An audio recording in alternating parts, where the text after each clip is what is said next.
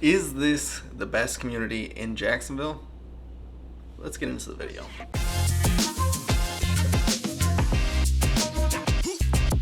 So that's a little facetious, right? The best community in Jacksonville is the one that is best for you and your family. I figured I'd get into the community spotlights with a little personal touch. You see, my wife and I just moved recently to Mandarin, and Mandarin is by far somewhere that I felt like it was a place for my wife and I to grow. It had the homes that we are looking for and the schools that we are looking for when the time comes, when we do have children. So there's a few different factors to talk about when it comes to discussing Mandarin and kind of our decision behind it. And I figured I would walk you through our iterations of our decisions that might help you make your decision when it comes to picking out the neighborhood you'd like to live in here in Jacksonville. The big thing for Mandarin for us was the convenience factor. For me, it is centrally located in the city of where I serve. I serve the Orange Park area, all the way up to the San Marco Riverside area, all the way to the beaches, and then down to St. Johns County. So Mandarin's smack dab in the middle.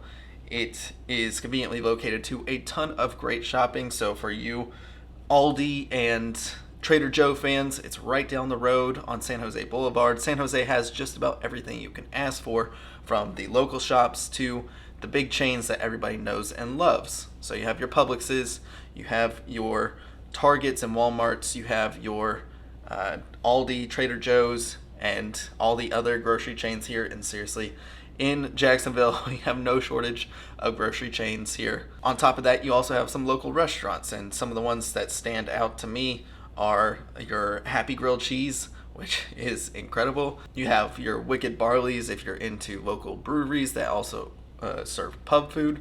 You also have your Fuji Threes, which is local favorite. Please don't go there. It's already getting too crowded. You pay one fee and it is made to order sushi and hibachi food that's actually good. Like, I know a lot of sushi and buffet places are spotty at best and questionable. Fuji 3 is incredible. I don't know how they get away with offering what they do. The profit wise, it kind of makes me scratch my head. We also have Julington Creek Fish Camp down San Jose, but right before you get over the bridge to actual Julington Creek Plantation. We also have a few different Italian places too that are actually incredible, Picasso's and Enza's. So the convenience factor here in Mandarin is off the charts, and that was really one of the major deciding factors for us. So the next topic to cover is schools.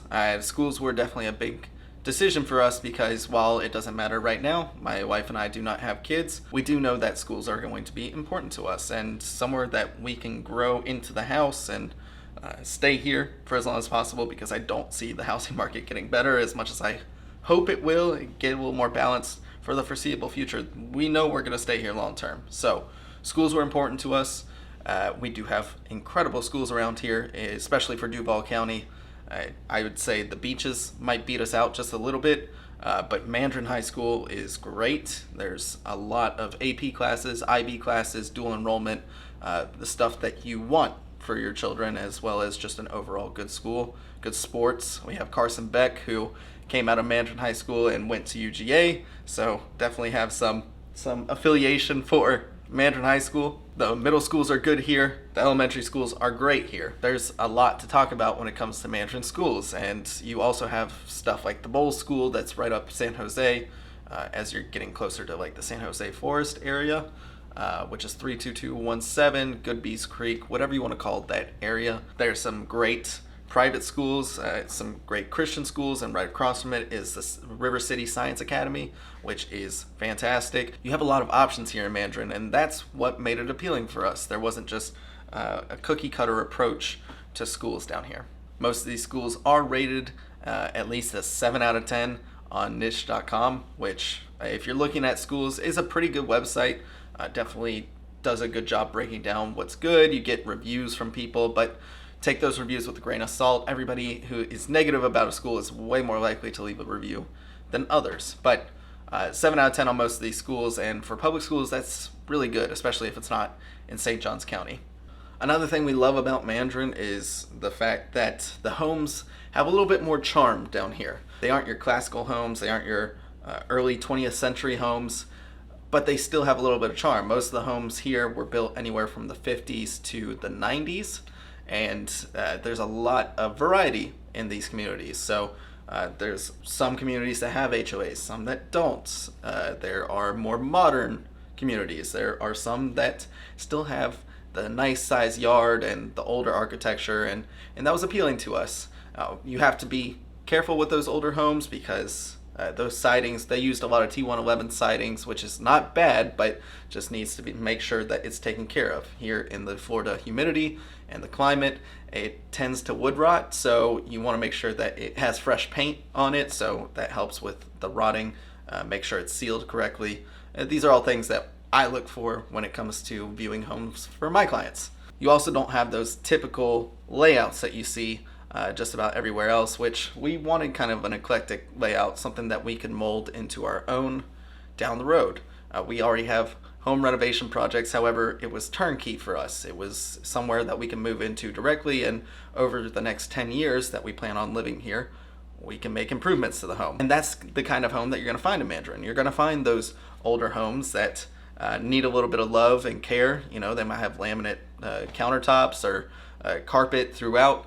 And these are some pretty cheap fixes, at least the flooring is, to update on the home, instantly add value to the home, and make it your own. I think that's a cool project for me, especially when I was viewing it as a long-term decision. Lastly, I talked about growth. I see Mandarin as a place for my family and I to grow. The variety of homes that are provided offer something for us that was relatively affordable, right under that $300,000 mark, and somewhere that we could also go to down the road that would be bigger for our family, still convenient. My wife could get to work in 20 minutes. I could still get anywhere in the city that I'm trying to serve in the 20 to 30 minute mark. It was just convenient for us. It's a place to grow. It's by the water. There's a bunch of parks around here. I love seeing oaks draped with Spanish moss. It's great. Like I said, you have all these restaurants, all this shopping, great schools, relatively affordable, especially with the proximity to the city and how conveniently located it is. We can get to both Costco's in 15 minutes, right? That's always important to think about. Have some great local restaurants, great local bars and places to go grab a drink with some friends. So there is still a little bit of nightlife, especially with recent openings like Muse, which is a bourbon bar. There's no TVs or anything like that. It's one of those old school great tasting bars that just has a lot of class to it. I am very excited to have it very close to us so I can meet clients there and friends and just have a good nightlife. So that about covers it when it comes to Mandarin. I love this area. If you're looking at zip codes, just for convenience, it's 32257, 32223, as well as 32258. About half of it. The other half you could consider is Bartram Park and Bartram Springs area, but that's just very nuanced.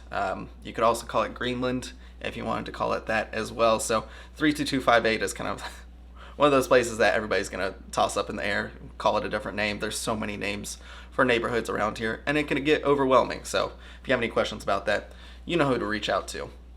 Otherwise, that's kind of what I went through when it came to making a decision for my family.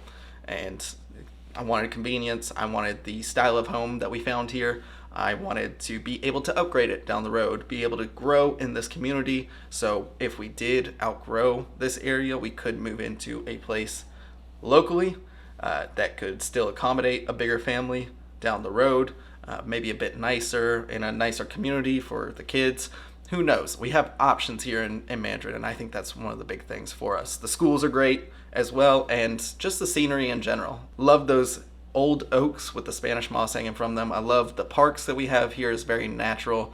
We're right by the river, and it's conveniently located. You can't really beat it here in Mandarin, and that's why, personally, it was the community for me.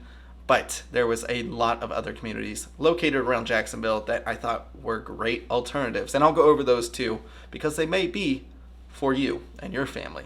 As always, if you have any questions about Jacksonville or the area in general, St. Augustine or Orange Park, let me know. I am here to answer any of your questions, go over what you're looking for in a home, whether it's realistic or not. I'm about to throw up a buyer's guide that will help you go through all the decisions I make and help you make those informed decisions as well. It'll go through everything step by step, and by the time we talk, you'll already have an idea of what we expect from each other, the process to go through, my preferred vendors when it comes time to get pre-qualified, the inspections, all that good stuff.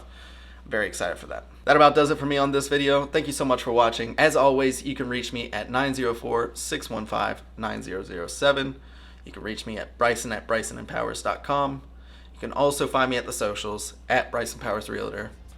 You can also subscribe and make sure you hit that bell icon as well. So make sure that you see all the other community spotlights I plan on doing, all the other top lists and general overviews of different parts of the city, because again, it is one of the biggest cities around in the US outside of Alaska. I'll catch you on the next one.